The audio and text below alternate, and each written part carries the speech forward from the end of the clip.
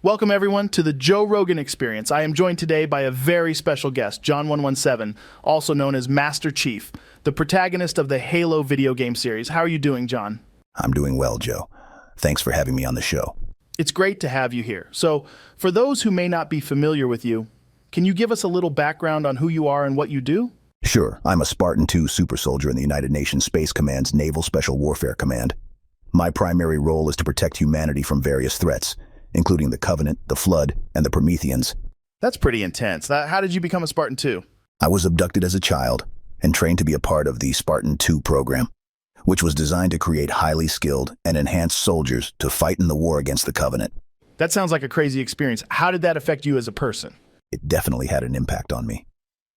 I was taken away from my family at a young age and put through rigorous training and augmentations.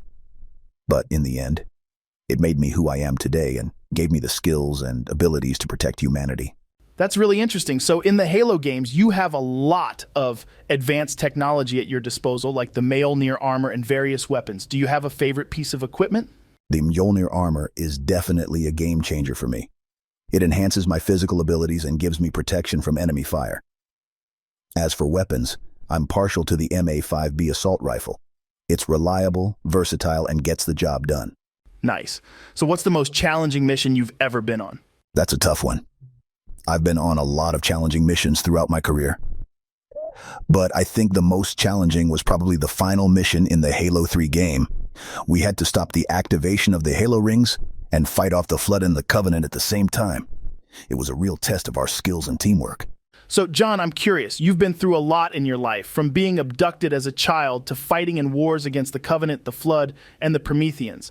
How do you stay mentally and emotionally resilient in the face of all that? Well, it's not easy, Joe. But I think it's all about staying focused on the mission and believing in what you're fighting for.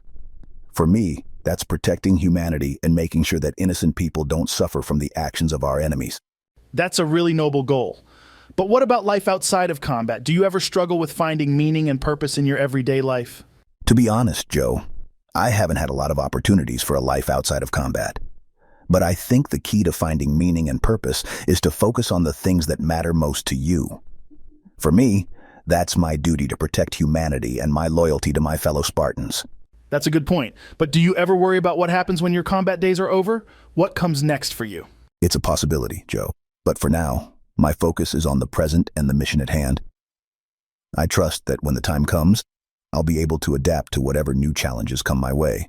That's a really positive outlook. So do you have any advice for people who are struggling to find their purpose in life?